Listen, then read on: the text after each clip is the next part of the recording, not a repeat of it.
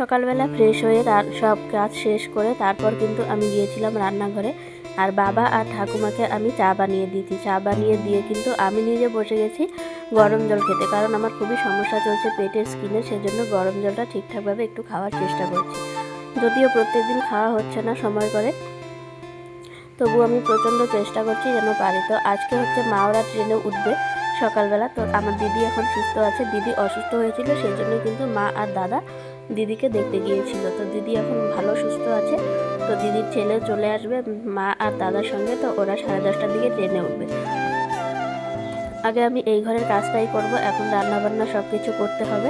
তো সকালবেলা আমি ভাত বসিয়েছি, ভাত বসিয়ে দিয়ে একটুখানি নিরামিষ সবজি বানাবো, সেজন্যই কিন্তু আমি সবজিটা রেডি করছিলাম। তো সব মোটামুটি সবটাই রেডি হয়ে গেছে। এখানে অল্প সিম কাটলাম, সিম কাটা হয়ে গেলে তারপর আমি কিন্তু একটুখানি কুমড়ো কাটবো।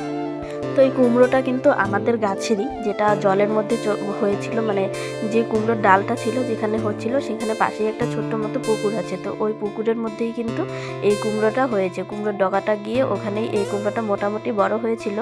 তারপর আমি ডাঙায় তুলে দিয়েছিলাম। তো এটাই একটু যতটুকু বড় হয়েছে এটাকেই আমি এনেছি, এনে এখন আমি একটু নিরামিষ সবজি বানাবো, যেটাতে দেওয়া হয়েছে সিম, আলু, তারপর সাজনা আর মিষ্টি কুমড়ো, আর ছিল হচ্ছে কোয়াশ। তো এই সব কিছু দিয়ে সয়াবিন দিয়ে নিরামিষটা বানাবো, সেই জন্য কিন্তু আমি রেডি করছি। তো গুড মর্নিং সবাইকে, and welcome back to Mousumi lifestyle. Mousumi লাইফস্টাইলের নতুন আরেকটি ভিডিওতে তোমাদের সকলকে স্বাগত জানাই। ভিডিওটি দেখতে দেখতে চ্যানেলটা সাবস্ক্রাইব করে দিও, আর লাইক কমেন্ট শেয়ার করে সবাই পাশে থেকো। অবশ্য যদি তোমাদের ভিডিওটি ভালো লেগে থাকে তাহলেই সাবস্ক্রাইব করো। তো যাই হোক, দেখো অনেকটাই কেটে নিলাম, মাঝে মাঝে একটু নষ্টও আছে, কারণ ভ্রমর যে হয়, ভ্রমর আল বিধিয়ে দিলে কিন্তু কুমড়োটা ভালো হয় না, নষ্ট হয়ে যায়, মাঝখান দিয়ে পোকার মতন হয়ে যায়। তো ওটাই, আর কুমড়োটা যেহেতু একদমই জ্বালা, সেজন্য আমি বেশি একটা ছুললাম না, ছুলে অল্প একটু করে করে নিলাম। তো এই তো হয়ে গেল। আর আজকে ছিল হচ্ছে বৃহস্পতিবার। সকালে আমি সবজি কেটে তরকারিটা রান্না করে, ভাত রান্না করে বাবাকে খেতে দিয়ে তারপর কিন্তু আমি স্নান করে চলে এসেছিলাম ডিরেক্ট পুজো দিতে। তো রান্নার সময় আমি কোনো ভিডিও করতে পারিনি। আজকে মা ওরা যেহেতু আসছে, তো আমার তাড়াতাড়ি পুজো দিয়ে রান্না বান্না শেষ করতে হবে। সঙ্গে আমার ভাগনাও আসবে, তো ও আবার মাছ টাছ কোনো কিছু খেতে চায় না, ওর জন্য এক্সট্রা করে কিছু আমার রান্না করতে হবে। তো বৃহস্পতিবারের পুজো দিতে তো সববারই সময় লাগে, এটা সবাই জানো। তো আমি সব কিছুই রেডি করে নিয়েছি, এখন শুধু প্রসাদের থালাটা গুছিয়ে দিলাম। আর এই তো আমার প্রদীপে তেল, ধূপ, সলতে সব কিছুই দেওয়া হয়েছে। ধূপকাঠিটা এখন জ্বালিয়ে উলু দিলেই কিন্তু হয়ে যাবে। আর আমি অনেকক্ষণ হয়েছে পুজো দিতে এসেছি, মোটামুটি 30-35 মিনিট হয়ে গেছে, এখনও হচ্ছে না। যে পরিমাণ বৃষ্টি, তার মধ্যেও তুলসী তলাটার যা অবস্থা, তো তুলসী তলাও লেপে টিপে পরিষ্কার করে নিয়ে কিন্তু আমি ঘরে এসেছি পুজো দিতে। তো সব কিছু গুছিয়ে আমার পুজো দেওয়া কিন্তু কমপ্লিট হয়ে গেছে। এখন আমি যাব একদম রান্নাঘরে রান্না করতে। তো পুজো দেওয়ার পরই রান্না করতে আসলাম। আর এই যে সকালবেলা যে তরকারি রান্না করেছিলাম, ওই তরকারি রয়ে গেছে। আর এখন আমি বানাবো হচ্ছে এই তরকারি আর একটু ভেন্ডি ভাজা। তো এটা হচ্ছে ইসের তরকারি, কি বলে, ঝিঙে আলু দিয়ে মাছের ঝোল, আর ছিল ভেন্ডি ভাজা। তো ওই দিন তো গেল। তো এটা হচ্ছে পরের দিনের ভিডিও, মানে যেদিনকে মা ওরা এসেছে বৃহস্পতিবার সন্ধেবেলা, আর এটা হচ্ছে শুক্রবার সকালবেলার ভিডিও। তো এই হচ্ছে আমার ভাগনা, দেখো ওকে তোমরা আগে ব্লগে দেখেছো কিনা আমার কিন্তু ঠিকঠাক মনে নেই। তো এটা হচ্ছে পরদিন সকালবেলার ভিডিও। তো ওরা সবাই ঘুম থেকে উঠে গেছে, আমিও উঠলাম।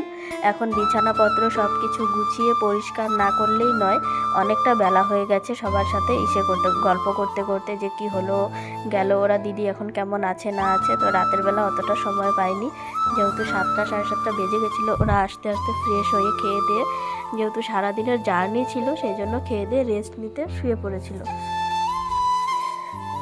তো এই তো হচ্ছে বিছানা। আর মোটামুটি কিন্তু বেশ ঠান্ডা এখনও রয়েছে, যেহেতু এখনও আকাশটা ড্যাম বৃষ্টি হচ্ছে, আজ ভোরেও বৃষ্টি হয়েছে। তো আকাশটা তো প্রচণ্ড ড্যাম, ঠিকঠাকভাবে রোদই উঠছে না। আর কৃষকের যা ক্ষতি হবার তা তো হয়েই যাচ্ছে। আমাদের বাড়ির পাশে, মানে আমাদের নিজেদের জমি এতটা ক্ষতিগ্রস্ত হয়ে যাচ্ছে যে এমনিতেই বন্যা হয়েছিল কদিন আগে, তারপর বন্যার পলি মাটি সেগুলোর জন্য যে করলা করা হয়েছে সেগুলো তো নষ্ট। তারপর আমাদেরই বাড়ির পাশে যে আলু করেছে আলুর চাষিরা, সেই আলু তো একদমই নষ্ট। এত পরিমাণ আলু নষ্ট হয়েছে কি বলবো, যে জমি থেকে 1 বিঘা জমি থেকে 100 বস্তা আলু ওঠার কথা, সেখান থেকে 10 বস্তা আলুই হচ্ছে না। তো এটা ক্ষতি নয় তো কি, এতটা পরিমাণ ক্ষতি যদি হয় তাহলে কি ভালো লাগে দেখতে, শুনতে, বা নিজেদেরই কোনো কিছুই ভালো লাগে না। তো সেটাই আমরা যখন জমিতে যাই তখন ওদের জমিগুলো দেখি, আর তখন প্রচণ্ড পরিমাণ খারাপ লাগে, কিছু করার থাকে না। আর তো দেখো পরদিন এই তো মা বসিয়েছে রান্না, আজকে হচ্ছে শুক্রবার, আজকে মা রান্না বসিয়েছে। তো মা মশলা বাটছে, আমি এখানে সবজিটা একটু নেড়ে চেড়ে দিচ্ছি। মা বলছে সবজিটা একটু নেড়ে চেড়ে দে, তাহলে হবে, তাড়াতাড়ি করে হয়ে যাবে। তো রান্নাও হয়ে গেছে, আমার স্নান করাও হয়ে গেছে, ঠাকুর পুজোও দেওয়া হয়ে গেছে। আমি এখন এসেছি খেতে, কিন্তু খেতে এসে এই যে বললাম ভাগনা মাছ টাছ খেতে চায় না, শুধুমাত্র এই কাটার জন্য। তো ওকে এই মাছটা কাটা বেছে দিতে যাচ্ছিলাম। এটা হচ্ছে তাতার মানে আমার ভাগনার থালা। আগে আলু ভাজা দিয়ে খেয়েছিল, ওই ভাতটা মেখে দিয়েছি। এখন হচ্ছে তরকারি দিয়ে খাবে, তো তরকারি ভাতটা মেখে দিতে হবে। ওকে ভাত মেখে না দিলে হবে না। ও এত বড় হয়ে গেছে, এখনও নিজের ভাতটা মেখে খেতে পারে না। ওই যে দেখো ভাতের থালা অর্ধেকটা খেয়ে থালা দিয়ে নিজে কি একটা হাতে নিয়ে ঘোরাঘুরি করছে যে মানে ভাতটা মেখে দাও। তো এগুলো কি ভালো লাগে? এত বড় হয়েছে এখনও যদি নিজের ভাতটা নিজে মেখে খেতে না পারে, এটা তো শেখা উচিত ছিল এতদিনও।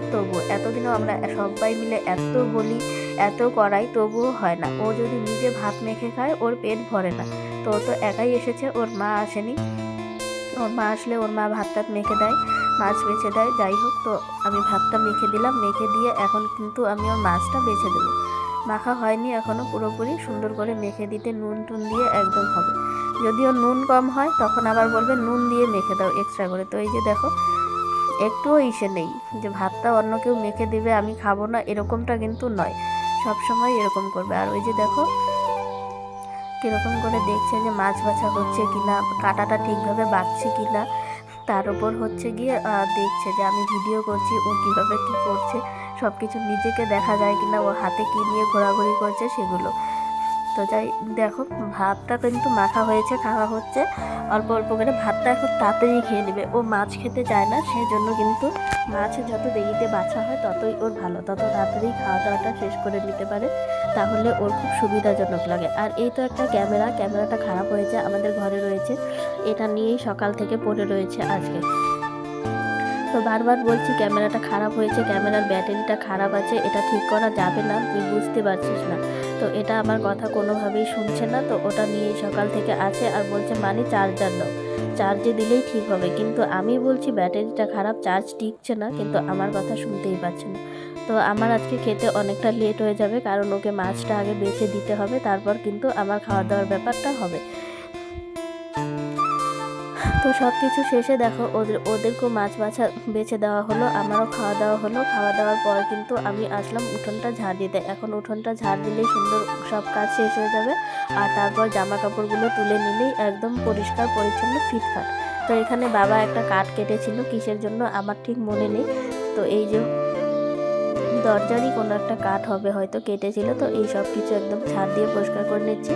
আর ওই তো দেখো মহারাজ খেয়ে দিয়েই বেরিয়ে পড়লেন সাইকেল নিয়ে। আমি খেয়ে দিয়ে যেমন উঠোন ঝাঁট দিতে লাগলাম, উনি খেয়ে দিয়ে বেরিয়ে পড়লেন সাইকেল নিয়ে। তো মামা বাড়িতে আসার ওর মেন উদ্দেশ্যই হচ্ছে সাইকেল নিয়ে ও ঘোরাঘুরি করতে পারবে, এটাই হচ্ছে ওর মেন উদ্দেশ্য। সাইকেল নিয়ে যত বেশি ঘোরাঘুরি করতে পারবে ওর তত বেশি আনন্দ।